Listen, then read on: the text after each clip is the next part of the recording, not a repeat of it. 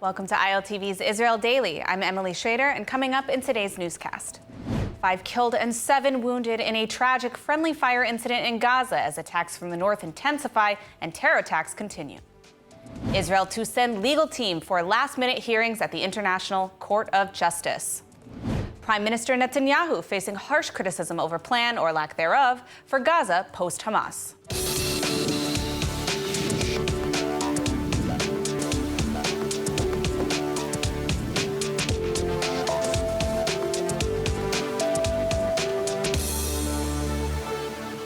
Well, day 223 of the war in Gaza, and 5 soldiers were killed, 7 others wounded in a tragic friendly fire incident. Meanwhile, in the north, Hezbollah, for a first time, sent a bomb-laden drone to the lower Galilee and struck a military target, as well as dozens of rockets being fired at the Golan Heights just hours ago.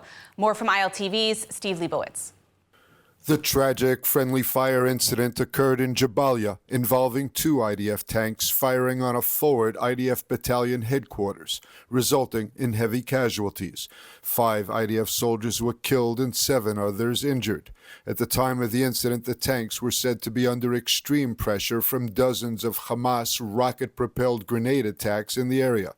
The Army ordered an inquiry. IDF forces faced off against dozens of armed cells in intense combat in Jabalia over the last day, resulting in the elimination of dozens of terrorists. Amid the ongoing fighting, Hamas fired a barrage of rockets from Jabalia at Sderot. Most rockets were intercepted successfully, but one directly hit an unoccupied building, causing damage. Meanwhile, IDF forces continued to operate east of the city of Rafah in the southern Gaza Strip. They raided a Hamas military outpost used for training in recent days, eliminating terrorists in face-to-face combat. The forces are moving cautiously to avoid civilian casualties. The operation in Rafah is expected to last several weeks. In the north, an explosive-laden Hezbollah drone hit a military target in the lower Galilee in what was the terror group's deepest strike of the war. The Army is checking on damages. There were no injuries caused in the attack, some 35 kilometers from the Lebanese border. Hezbollah has launched thousands of drones, missiles, and rockets at northern Israel in the past 7 months. Most were limited to the border area and never reached beyond 15 kilometers until now. Hours later, Israeli aircraft struck in northeastern Lebanon's Baalbek, a Hezbollah stronghold some 100 kilometers north of the border. Israel Bonds, the heartbeat of solidarity, the powerhouse of support.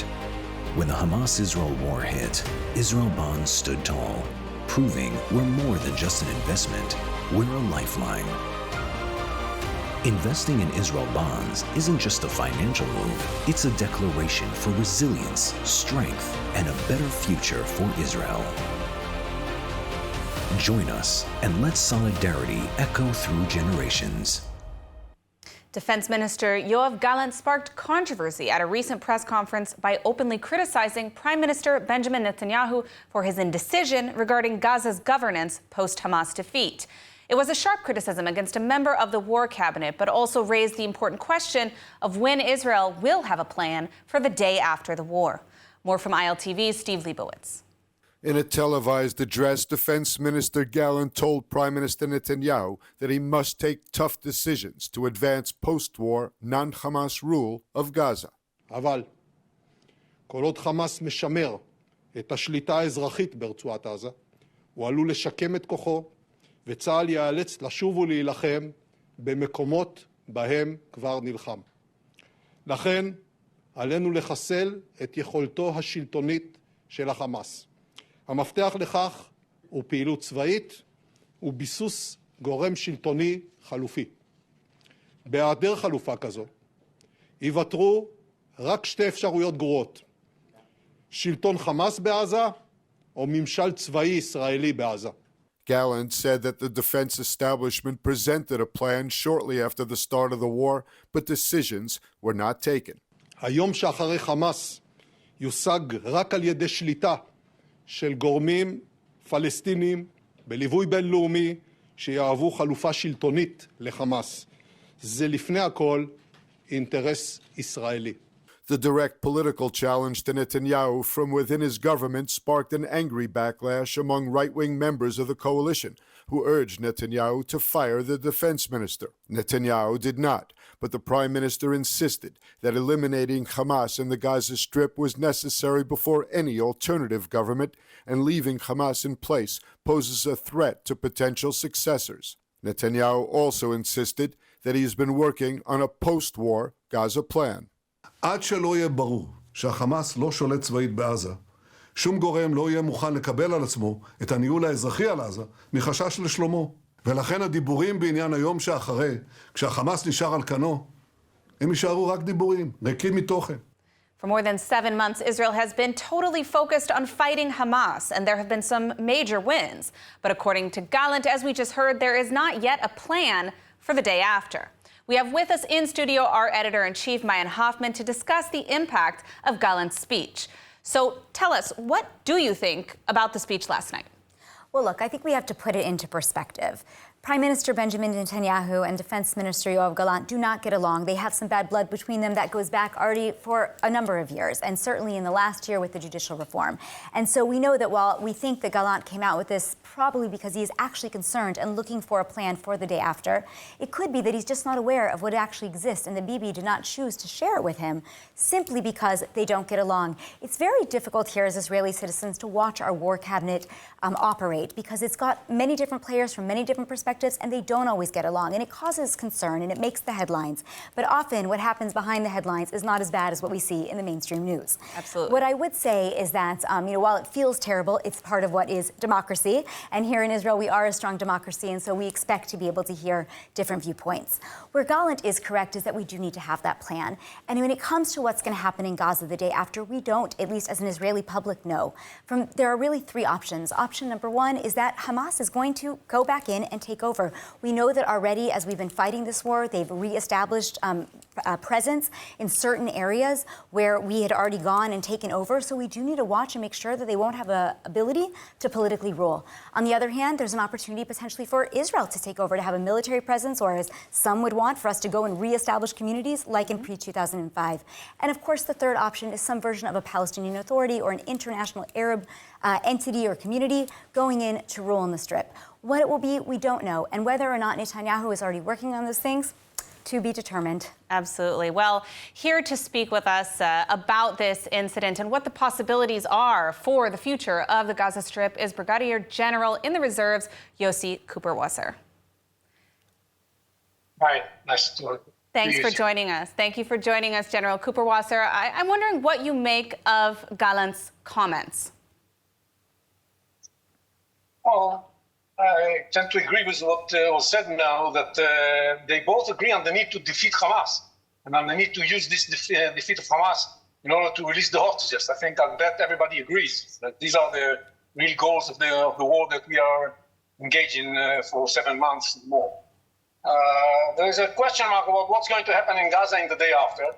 I don't think that there is a need to decide anything about that right now. First, let's defeat Hamas. Then we'll decide what's going to happen in the future. But what Gallant is trying to promote is delivering the responsibility in Gaza to the hands of allegedly the Palestinian Authority is out of the question in my mind. It's very dangerous because there is no such option. This is only an interim option before the control of Gaza goes back to the hands of Hamas, because the Palestinian Authority is unable to rule Gaza. And they are going to be thrown like they were in 2007. And this is going to repeat itself because they are very corrupt, weak, and unable to gather a basis of support inside Gaza or anywhere else in the Palestinian constituency. And this is the meaning of putting the Palestinian Authority there, is just appeasing the Americans and trying to move into a two-state solution. And when it's totally detached from reality, this is not going to happen. Now, I'm wondering if you could put forward an ideal post-war plan. What would that look like in your vision? Yes, I think that an ideal post-war plan would include a period of... I always look at that as the day after, the day after, the day after, and the day after, the day after, the day after.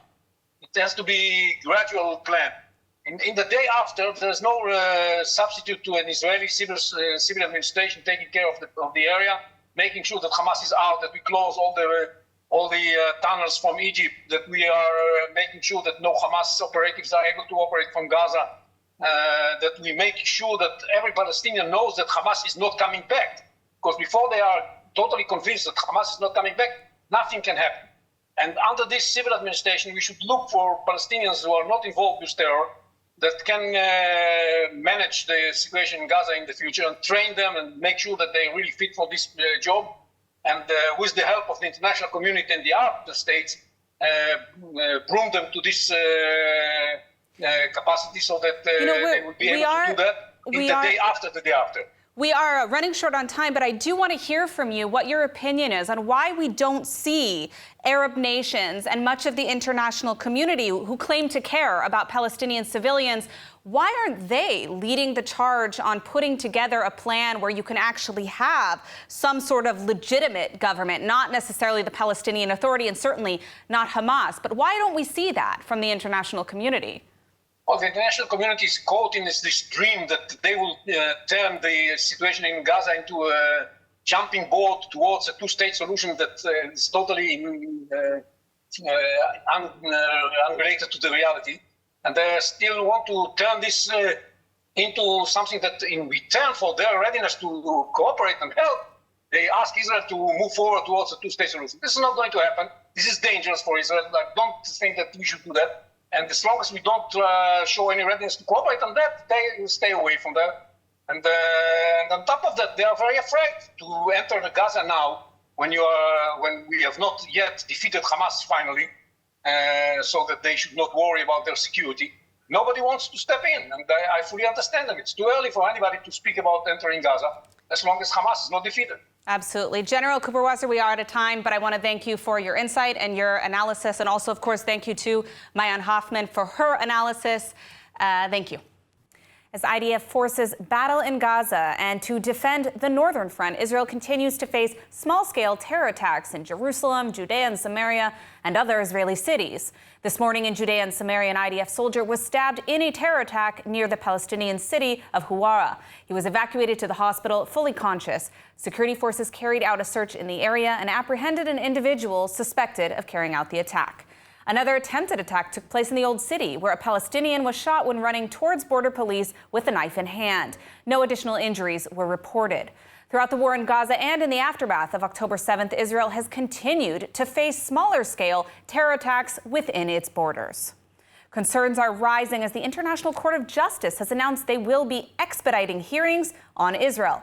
Let's take a closer look. The International Court of Justice has called for new hearings over the Israel-Hamas war following the start of military activities in Rafah.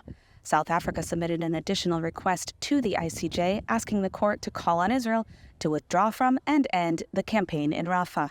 The ICJ responded by expediting the hearing, an indication they see the issue as urgent. The hearing could begin as early as today. Israeli legal experts have stated they believe the ICJ is unlikely to dismiss all of South Africa's accusations, despite the fact some of the accusations listed are outright false. The expedited hearing will take place despite Israel's request to the ICJ to delay proceedings due to short notice. An Israeli legal team will be sent to the ICJ to defend Israel. In previous hearings over this war, the court has thus far only demanded that Israel prevent and punish incitement to genocide. Israel is concerned that this hearing may result in the ICJ demanding Israel stop the fighting, which, while non-binding, can be referred to the UN Security Council should Israel not abide, at which point the United States could have to become involved politically. As the war in Israel continues to escalate, one of the most controversial issues has been that of the ultra-Orthodox draft. While Israeli Druze and Druze have mandatory military service and Arab Israelis may voluntarily serve, ultra-Orthodox receive an exemption from the draft to study Torah. As the war rages on and soldiers and reservists are struggling, Prime Minister Benjamin Netanyahu has proposed to advance an earlier version of the bill which seeks to draft the ultra-Orthodox to serve in the IDF. Let's take a closer look at the issue. Following mounting pressure on ultra-Orthodox communities to contribute to the IDF, Prime Minister Netanyahu has announced he will be advancing an earlier version of a bill that passed its first reading in January 2022 under the Bennett-Lapid government. The Prime Minister's office claimed that the bill is being promoted to bridge differences and bring about a broad agreement. The bill calls on all sectors of Israeli society to take part in national service, but former Defense Minister Benny Gantz, who helped shape the bill, says the bill is insufficient in supplying Israel's security needs in terms of manpower in the IDF. The announcement came only a day before the deadline which the High Court of Justice gave to Israel to find a solution before instituting mandatory draft of the ultra-Orthodox community. Nearly all leaders of opposition parties criticized the move of the Prime Minister, calling it politically motivated. As the war continues, concern amongst the defense establishment is increasing as the need for more soldiers becomes paramount. A young Jewish Biden administration staffer has resigned from her role, accusing President Joe Biden of supporting genocide. She is the first Jewish staffer to have publicly resigned since October 7th. ILTV's Mayan Hoffman has the report. A 27-year-old Jewish Biden staffer has resigned to protest President Joe Biden's Israel policies. Lily Greenberg Call, a special assistant to the chief of staff at the Department of Interior, announced that she was quitting because, quote, I can no longer in good conscience represent this administration amidst President Biden's disastrous continued support for Israel's genocide in Gaza, end quote. She commented in a resignation letter, which she submitted to the Secretary of Interior, Deb Haaland, and shared on social media. Greenberg Call's background includes attending a Jewish day school and taking on a leadership role in a pro-Israel organization during her time at the University of California, Berkeley, which was associated with AIPAC. However, she later shifted towards more liberal views and said she started to question her previously unwavering support of Israel. The move comes as Biden has been under fire for halting a weapons shipment to Israel and pandering to young, left-leaning Democrats in an attempt to secure a second term in the White House. While others have resigned from Biden's staff over his support for Israel, Greenberg calls the first no-Jewish staffer. Whether there will be others is yet to be seen. In the latest manifestation of protests that have roiled the U.S., a hotel in Nashville has decided to cancel a contract with a pro-Israel Christian group after it received threats from anti-Israel activists. The decision came as around 30 anti-Israel students staged a walkout during Jewish comedian Jerry Seinfeld's speech at Duke University this week. The comedian was receiving an honorary degree. ILTV's Mayan Hoffman has the full report. The Sonesta Hotel in Nashville has last-minute canceled a contract with the pro-Israel Christian organization Hayovel, which was planning to hold its first annual Israel Summit at the venue from May 20 to 22. According to Hayovel, the hotel decided to cancel their contract following pressure from pro-Palestinian activists who had threatened to disrupt the event, causing concern by police that the conference attendees and other hotel guests might be in physical danger. ILTV reached out to the hotel for comment, but could not receive a response in time for the broadcast. Hayovel said it was concerned that canceling the venue, quote, proves who is in control in the United States. Do we want American businesses and hotels to surrender to pro-Hamas groups and protesters? Anti-American terror organizations on American campuses? Do we want to surrender to these anti-American groups? Does Nashville and the Bible Belt and Tennessee and other surrounding states not want the business of those who support America and oppose terrorism? Hayovel is a faith-based Christian ministry that brings volunteers worldwide to Israel to aid Israeli farmers in planting, pruning, harvesting their vineyards, planting trees, and doing anything else the people living in Judea and Samaria might need. The summit will host Israeli Knesset members, former congresspeople, top journalists, and others. The organizers said they would not cancel the event, and they are looking for a new venue. Also this week, dozens of students walked out of Duke University's commencement ceremony to protest guest speaker Jerry Seinfeld over his support of Israel during the war in Gaza. The video shows the students getting up from their seats, many carrying Palestinian flags, as the comedian was called to the stage. Seinfeld visited Israel shortly after the October 7th massacre, meeting with soldiers and families of the hostages. Aside from the walkout, the graduation went on without interruption. Seinfeld delivered a speech and received an honorary degree. And now, if you're not a new subscriber, you may remember the Hebrew word of the week, where each week, along with eTeacher, we learn a new Hebrew word and relate it to the Bible, current affairs, and our everyday lives. And now we're back with a new set of relevant words. But first, let's see what we've already learned. Welcome to Hebrew Word of the Week. I'm Ariella, and in this segment, together with eTeacher, we explore the beauty and depth of the Hebrew language. We'll learn a new Hebrew word or phrase and see how it's used in the Bible, current events, and everyday life. Today's Hebrew word is emunah, which means faith. In Hebrew, emunah represents a deeply rooted belief and trust in something greater than oneself. Emunah is a word that embodies the concept of faith in Hebrew culture. It goes beyond mere belief. It signifies unwavering trust and conviction. In Hebrew culture, emunah is a fundamental aspect of religious and spiritual life. It's the cornerstone of belief in God and the guiding force behind many actions and rituals. People with strong emunah often find comfort, strength, and purpose in their faith. Here are some examples of how the word emunah is used in a sentence. Ha'emunah be'Elohim hi chelek chashuv b'chayai. Faith in God is an important part of my life. Ani mitnachem be'emunati be'et kshayim. I find comfort in my faith during difficult times. So if you're interested in learning more about the Hebrew language, check out eTeacher. This online and live course is the most established Hebrew language instruction institution. You can learn with a time-proven method for every level or start from scratch. eTeacher offers dynamic online courses with live video lessons, weekly webinars, and ample support, and allows you to connect to a lively global community for an enriched learning experience. Click the link below and visit the eTeacher website today to learn more. As a result of the anti-Semitism spike in the diaspora, Aliyah numbers are reaching new heights, creating a greater need for more space. In their newest project located in the heart of the Holy City, Ir Olam is currently leading the way for urban renewal in the city of Jerusalem, filling the need for newcomers. Jerusalem construction is currently at an all-time high, as residents and visitors will notice the landscape of the ancient city slowly changing. In an initiative to rebrand and redesign the city, multiple urban renewal projects have been emerging in the Holy City. We see these days there's a big demand for apartments in Jerusalem. As you know, Jerusalem is a city which is growing.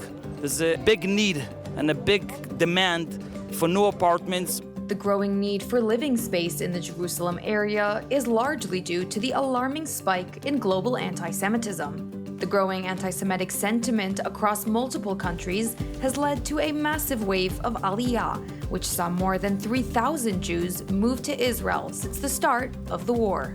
This change alone serves as a catalyst for urban updates to make room for new arrivals. Even in 2023, Jerusalem was honored with the title of the record breaker in urban renewal, according to the Israeli economic newspaper Kalkalist. This movement toward urban renewal is spearheaded by the Ir Olam construction project, which has taken it upon itself to propel the urban image in Jerusalem to the next level. Jerusalem is going under, I would call it a revolution concerning construction and new projects. And this mayorship of this mayor, we changed after 40 years that it's been trying to change, and now it's happening.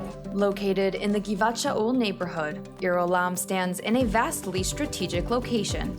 Sitting in the entrance to Jerusalem via Highway 16 ensures unparalleled accessibility to the city's main sites, posing an undeniable advantage. The location that we're at is being surrounded by neighborhoods that have all the infrastructure, all the facilities like schools, shuls, shopping centers, and whatever is needed for the day-to-day.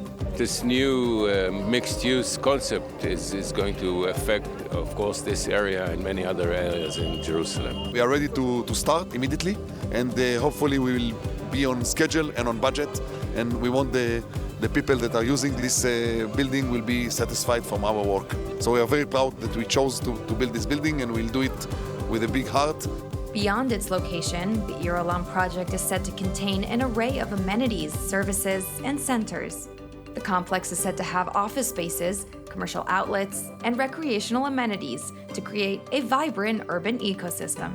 As construction begins, anticipation is high for the transformation it will bring to the historic flour mill area and surrounding neighborhoods. Now let's take a look at the weather forecast. Partly cloudy skies are expected tonight around the country, with temperatures reaching lows of around 15 degrees Celsius or 60 degrees Fahrenheit.